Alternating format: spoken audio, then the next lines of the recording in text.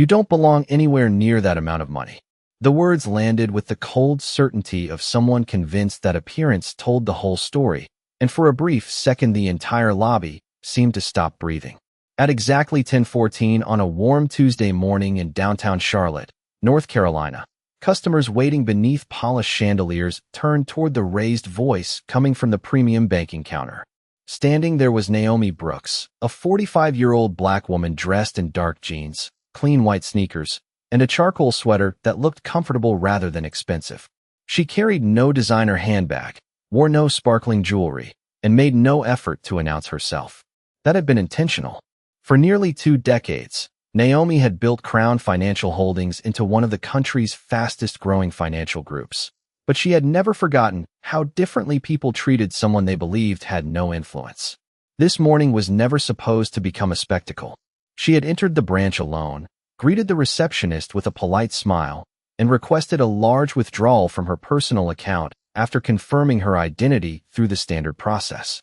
Instead of processing the request, branch manager Richard Collins looked at her, then at the account screen, then back at her again with growing disbelief. His expression shifted from confusion to suspicion, and finally to open contempt. Around them, conversations faded into whispers. A retired couple waiting for an appointment exchanged uncertain glances. A young father quietly lowered the volume on his phone.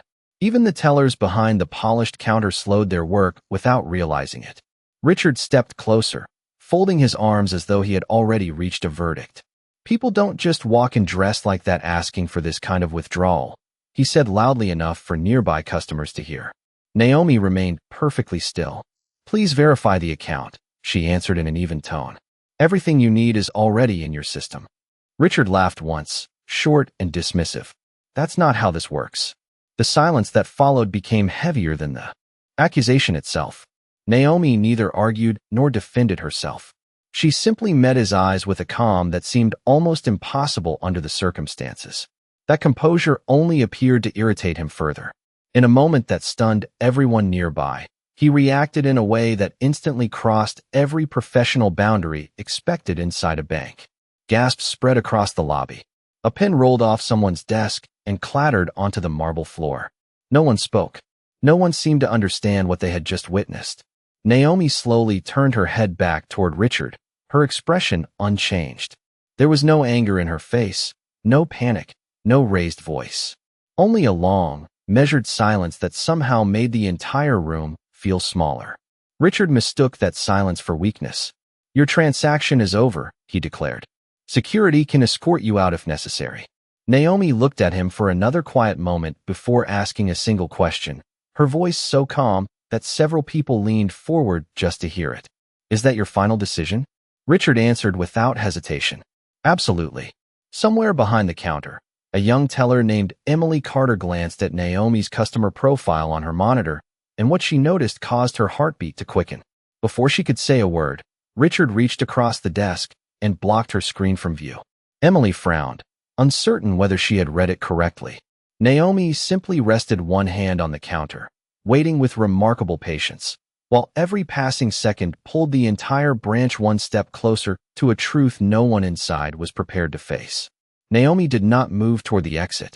She did not argue, demand an apology, or raise her voice above the quiet rhythm she had carried into the building. She simply remained standing beside the polished counter as though she belonged exactly where she was, because she did. That composure unsettled several customers more than the confrontation itself. Most people expected outrage after such public humiliation. Instead, they watched someone who seemed unwilling to surrender either her dignity or her self-control. Richard Collins interpreted her silence as surrender. His confidence grew with every passing second. He straightened his suit jacket, glanced around the lobby, and spoke loudly enough for everyone waiting nearby to hear. This branch has procedures for a reason. We protect legitimate customers from fraud every single day. A few people nodded uncertainly, not because they believed him completely, but because authority often sounded convincing when delivered with enough confidence. Naomi answered with the same measured tone. Then follow your procedures. Verify my account. Richard shook his head. You have already created enough disruption. Behind the counter, Emily Carter looked once more toward the customer profile, still partially visible on her monitor. The account carried an executive authorization banner unlike anything she had seen before during her 3 years at the bank. Before she could study it further, Richard quietly stepped beside her station. "Close that screen," he ordered without taking his eyes off Naomi. Emily hesitated for barely a second before minimizing the window, but the brief glimpse continued to bother her. Something about the account did not match the story Richard was telling. Near the waiting area, an older gentleman folded his newspaper and leaned toward his wife. "She has been calm this entire time," he whispered. "That does not look like someone trying to deceive anybody." His wife nodded slowly without responding. Across the lobby, a young businessman waiting for an appointment lowered his laptop and watched in silence. He had arrived expecting an ordinary banking visit. Instead, the atmosphere now felt less like a financial institution and more like a courtroom where judgment had already been delivered before any evidence had been examined. Richard pointed toward the front entrance. "You can leave now, or security will help you leave." Naomi looked directly at him. "I requested a lawful transaction from my own account. I will wait while you complete the verification." Her words were neither emotional nor challenging. They sounded like simple facts. Richard laughed again, but this time the laughter felt forced. "You are in no position to tell this branch how to operate." Emily quietly opened another internal directory on her computer, hoping to confirm what she thought she had seen. Before the page fully loaded, Richard noticed the movement. "Emily." His voice was sharp enough to stop her instantly. "I gave you an instruction." She slowly removed her hands from the keyboard. "Yes, sir." Yet uncertainty lingered across her face. Meanwhile, 2 uniformed security officers appeared near the lobby entrance after receiving a message from the front desk. They approached at a steady pace without urgency, first observing the scene before saying anything. One officer looked from Naomi to Richard, then around the room, filled with silent witnesses. He frowned slightly, sensing that whatever had happened had already drawn the attention of nearly everyone inside the branch. Naomi acknowledged the officers with a polite nod before returning her attention to Richard.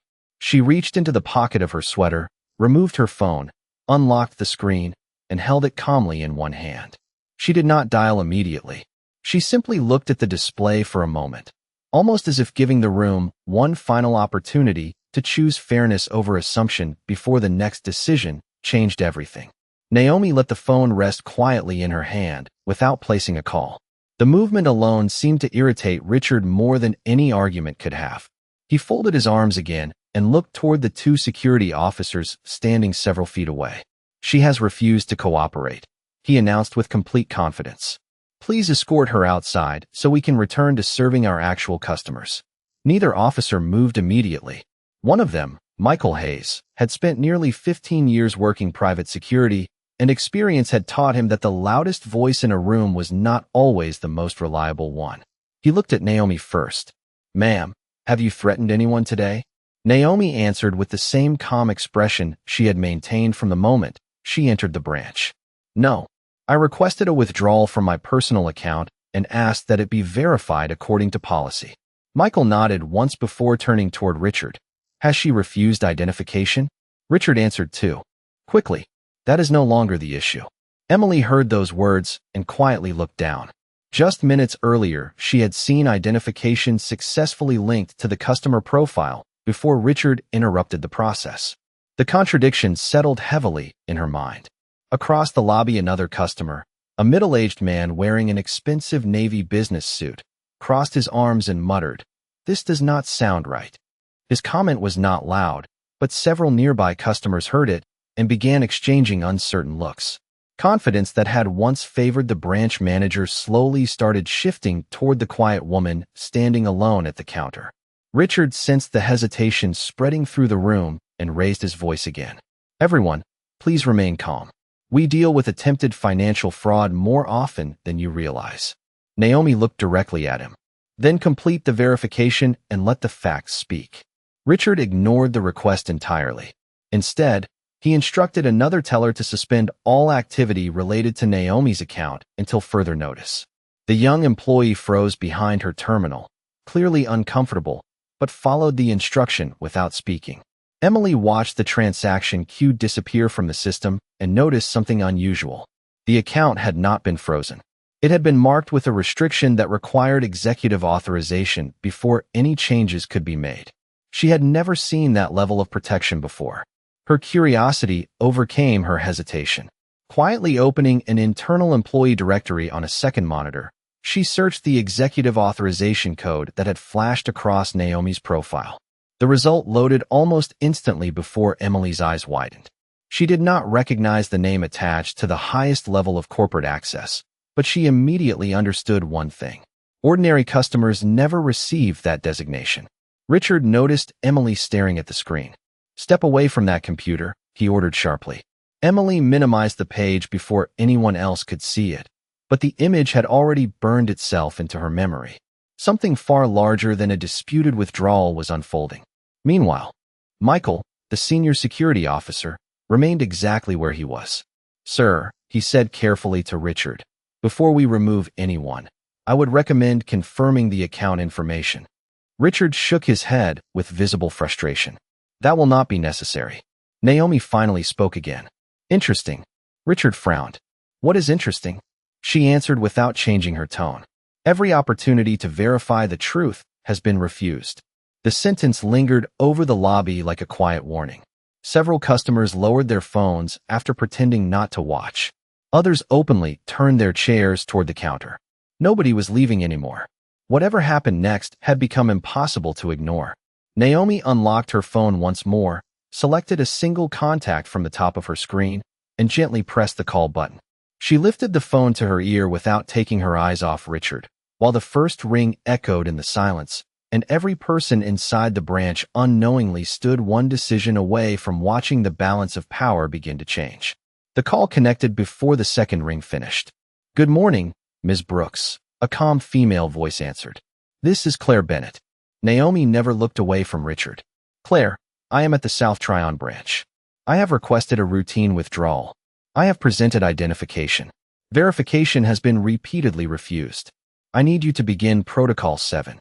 The words sounded almost ordinary, but something about them caused Emily to lift her head. Claire did not ask a single unnecessary question. "Understood. Please remain where you are. I am notifying executive operations, corporate compliance, and internal audit now. You will receive confirmation in less than 2 minutes." Naomi ended the call with a quiet, "Thank you," then slipped the phone back into her hand. Richard smiled with open disbelief. "Calling a lawyer is not going to help." Naomi answered softly, "I did not call a lawyer." That response lingered in the air longer than anyone expected. Emily felt her heartbeat quicken again. Executive operations. Internal audit. Those were departments ordinary customers never mentioned, let alone contacted. Directly, she reopened the minimized employee directory as discreetly as possible. This time she searched the executive authorization code instead of the account number. A confidential profile appeared for less than a second before the system requested elevated employee credentials.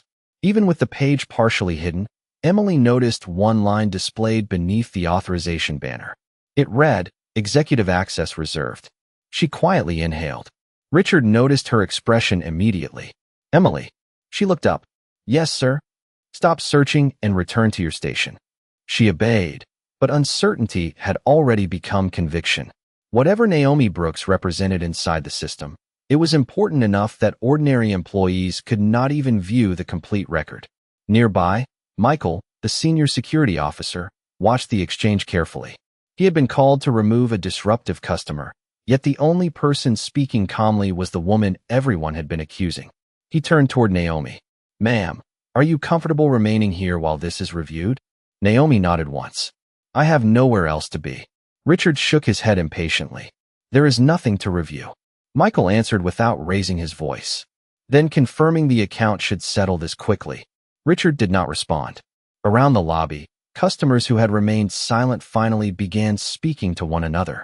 An elderly woman whispered, "Why would someone pretending to be important ask for an audit?" A young accountant waiting near the investment offices quietly added, "And why would a branch manager refuse verification if he is certain he is right?" The questions spread faster than the answers. Confidence in Richard continued slipping away, not because anyone knew Naomi's identity, but because her actions followed logic while his depended entirely on assumption. Emily looked toward Naomi again. Their eyes met for only a moment. Naomi offered a small, reassuring smile, as though she understood exactly what the young teller was struggling with. It was not fear. It was the uncomfortable realization that loyalty to a supervisor could never replace loyalty to the truth. Suddenly, Emily's workstation produced a soft notification tone unlike the standard customer alerts used throughout the day. She glanced down. Every executive account within the regional network had just entered temporary administrative review. That process had never happened during her employment. Richard heard the notification as well and frowned. What was that? Emily swallowed carefully before answering.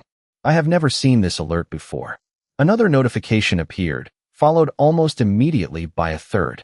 Across the branch, computers quietly refreshed one after another as though an invisible hand had reached into the bank's internal systems. No alarms sounded. No lights flashed. Yet every experienced employee immediately recognized that corporate headquarters had begun interacting directly with the branch. Naomi remained perfectly still beside the counter, her composure unchanged. Richard looked from one monitor to another, confusion slowly replacing certainty. For the first time that morning, the room no longer seemed to revolve around his decisions. Somewhere far beyond the walls of the branch, someone else had started paying very close attention. The notifications continued appearing across the branch in steady silence, each one replacing confidence with uncertainty. Richard tried refreshing his terminal twice before looking toward the information technology support number taped beneath his monitor. The system refused to respond the way it normally did. Administrative review remained active across multiple executive records, and every attempt to override the process ended with the same message. Authorization pending. Emily had never witnessed anything remotely similar. She quietly glanced toward Naomi again and wondered how someone standing so peacefully in front of the counter could somehow be connected to activity reaching far beyond the walls of their branch. Naomi stood exactly where she had been from the beginning, one hand resting lightly against the polished marble, her breathing slow and even. She had learned years earlier that composure was often mistaken for surrender by people who believed intimidation always won. They never understood that patience could become its own form of strength. As the room settled into another uneasy silence, an old memory surfaced with remarkable clarity. 23 years earlier, Naomi had walked into a neighborhood bank carrying the first substantial paycheck she had ever earned after launching a small financial consulting business. She remembered wearing a simple navy blouse, carrying a worn leather folder, and smiling because she believed she had finally reached the beginning of a better future. Instead of congratulations, she had been met with suspicious questions that seemed to have little to do with banking.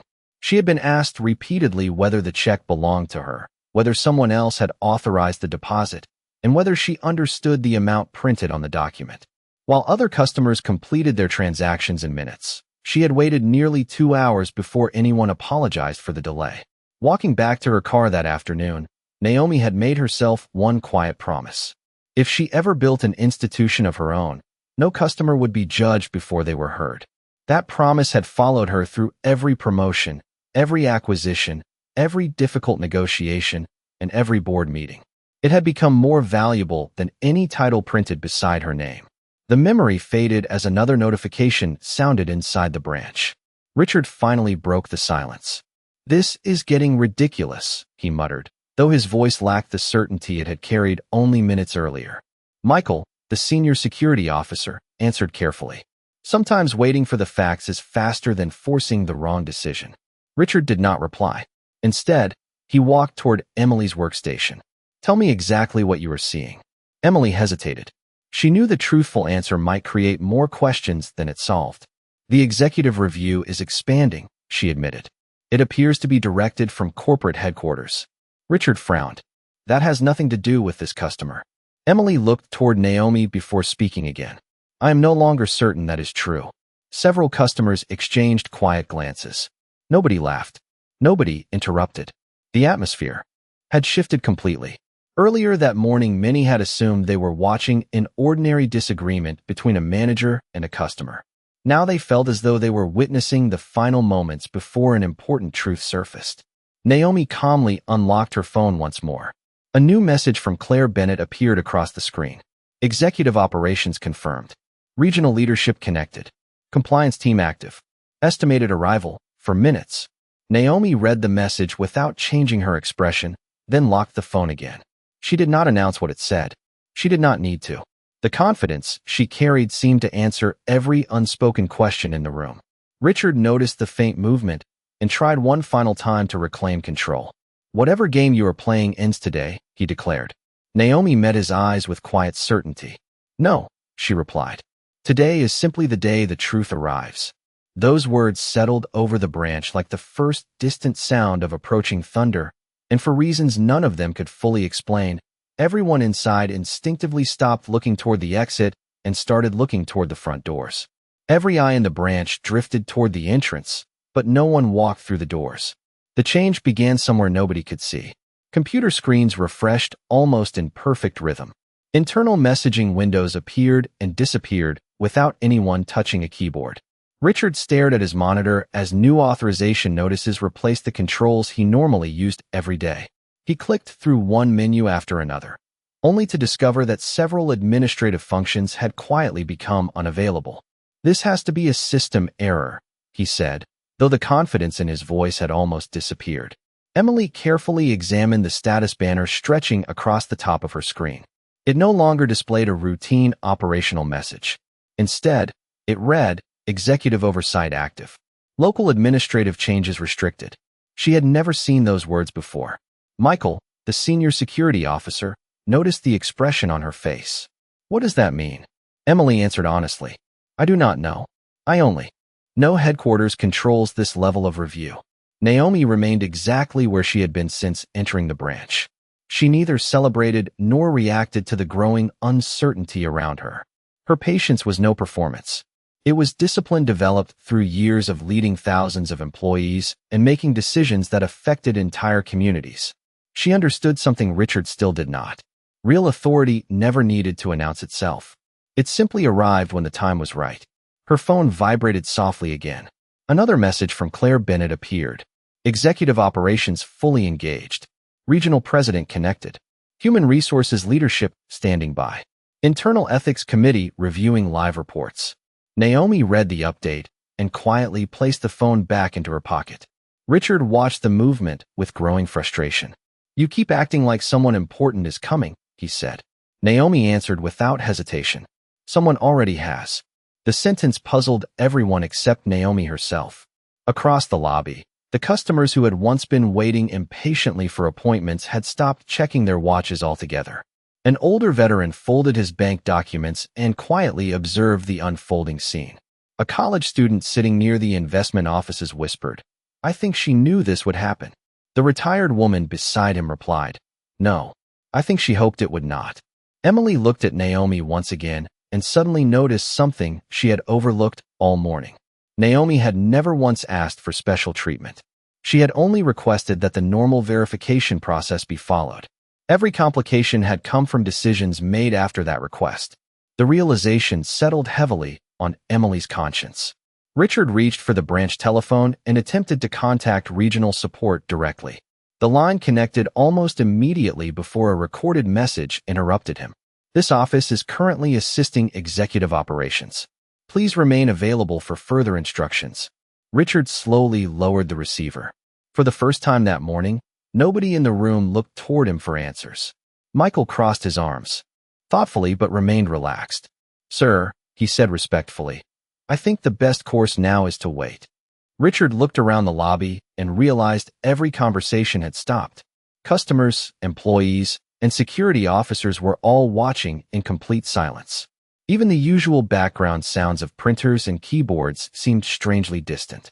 Then every workstation inside the branch emitted the same soft notification at precisely the same moment. Emily looked down. A secure corporate broadcast had appeared across every internal screen simultaneously. Access restricted. Executive leadership review in progress. Await further direction. Nobody spoke. Nobody moved. Naomi lifted her eyes toward the entrance just as the glass doors opened and several professionally dressed corporate representatives stepped inside, walking with quiet purpose toward the center of the lobby while every employee instinctively stepped aside. unaware that the next few moments would permanently redefine everything they believed they understood about the woman they had spent the morning underestimating.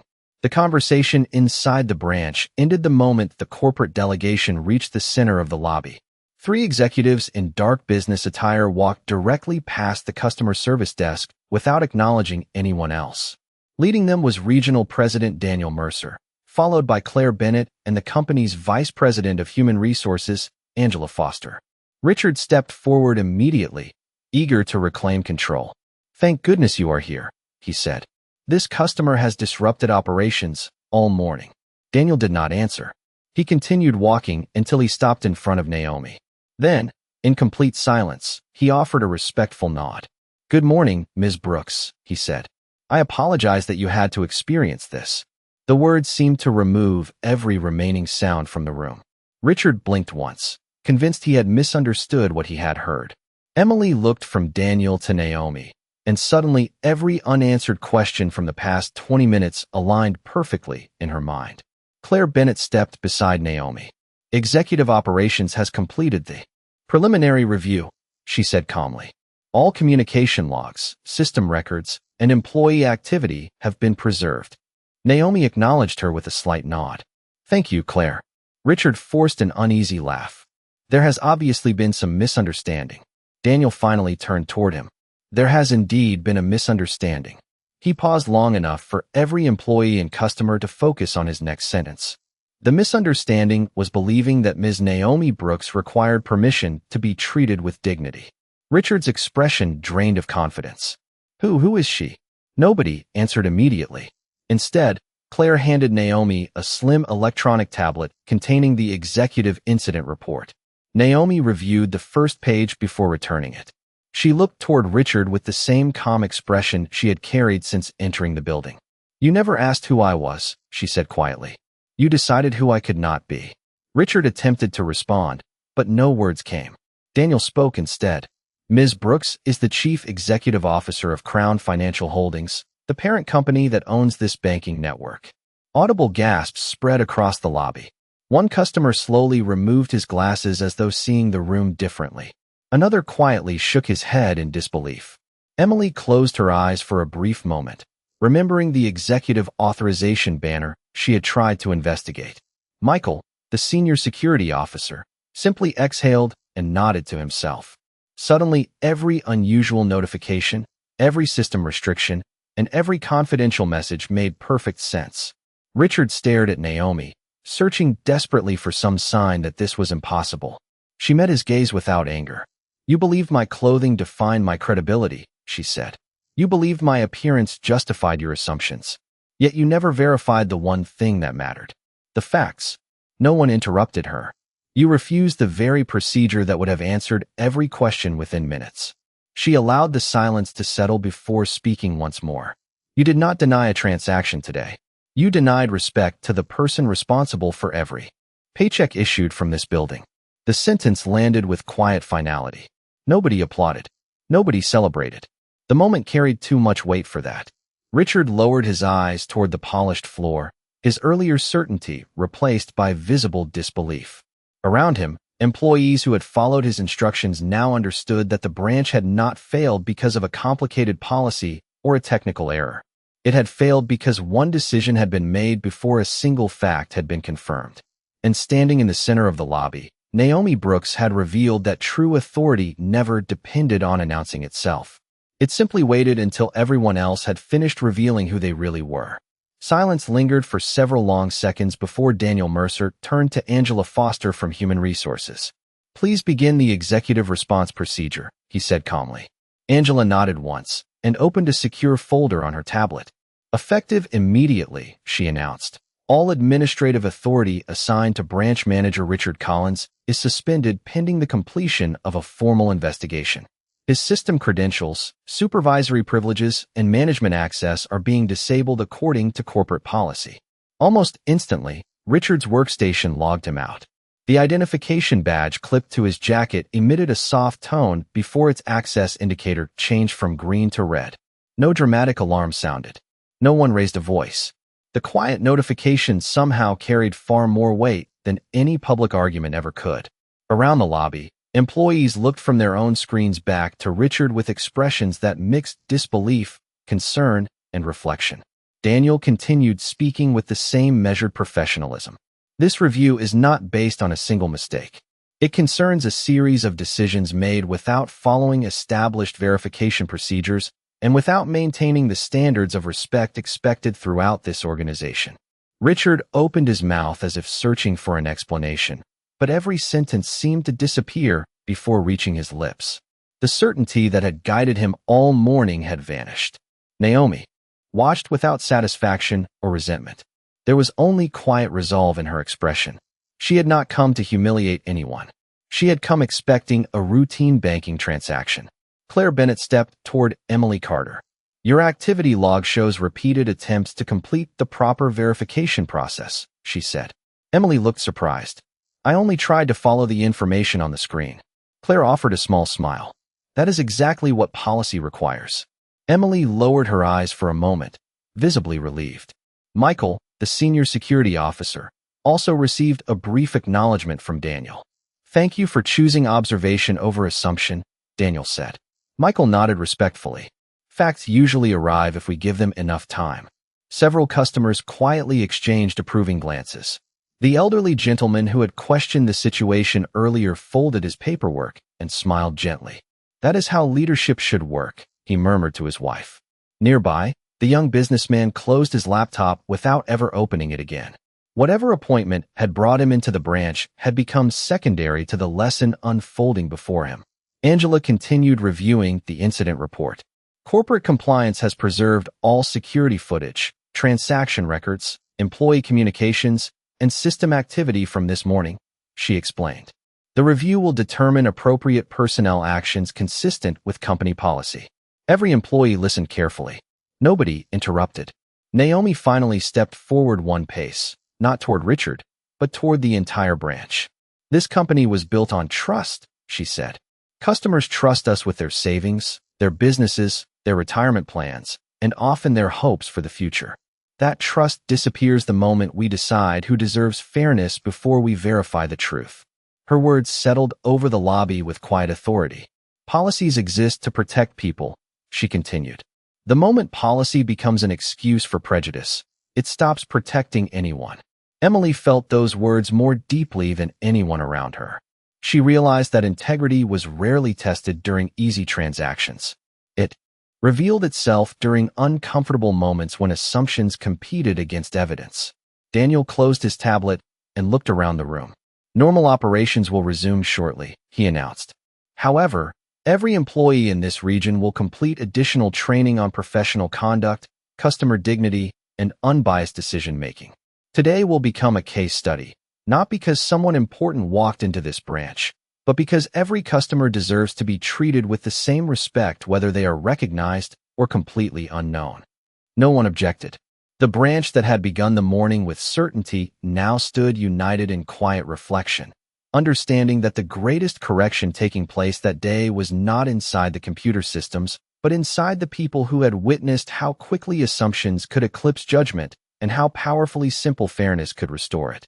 The lobby slowly returned to life, but it no longer felt like the same place Naomi Brooks had entered less than an hour earlier. Conversations resumed in quieter voices. Employees returned to their stations with thoughtful expressions instead of hurried routines.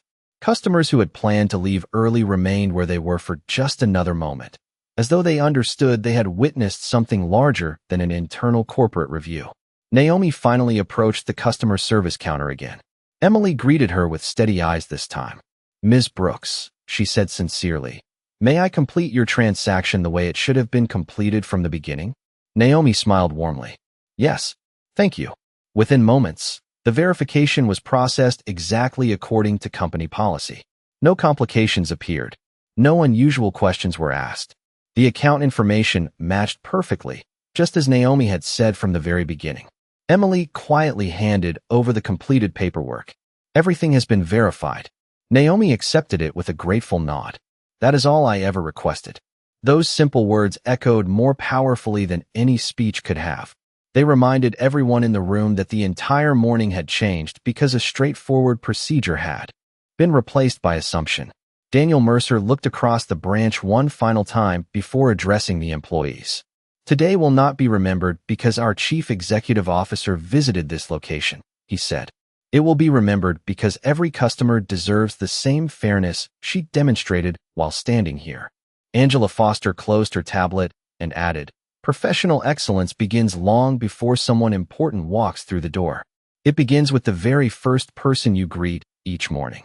Michael quietly shook Naomi's hand before returning to his position near the entrance. Thank you, he said. You reminded all of us that patience can reveal the truth better than pressure ever could. Naomi answered with genuine kindness. Thank you for choosing facts before judgment. Emily watched the exchange and realized that leadership was not measured by titles displayed on office doors. It was measured by the ability to remain respectful even when respect had not first been offered. That lesson would stay with her far longer than any training seminar or employee handbook. As Naomi turned toward the exit, several customers offered quiet smiles or respectful nods. She acknowledged each one without seeking attention. Outside, the late morning sunlight reflected against the glass walls of the building as though nothing unusual had happened inside. Yet everyone who remained in the lobby knew they would remember this day for years. Richard stood silently near the side of the branch, no longer surrounded by authority, but by the consequences of decisions made too quickly. Naomi paused briefly before reaching the doors. Without turning around, she spoke one final time, her voice calm enough that every word carried across the room. Respect should never depend on recognition. If you only value people after discovering their position, then you never valued people at all. Character is revealed by how we treat those we believe cannot change our future. The lobby remained completely still. Nobody rushed to answer because nothing needed to be added. The lesson had already been written into every conversation, every decision, and every memory created that morning. Naomi stepped outside and continued down the sidewalk exactly as she had arrived, alone, composed, and unhurried.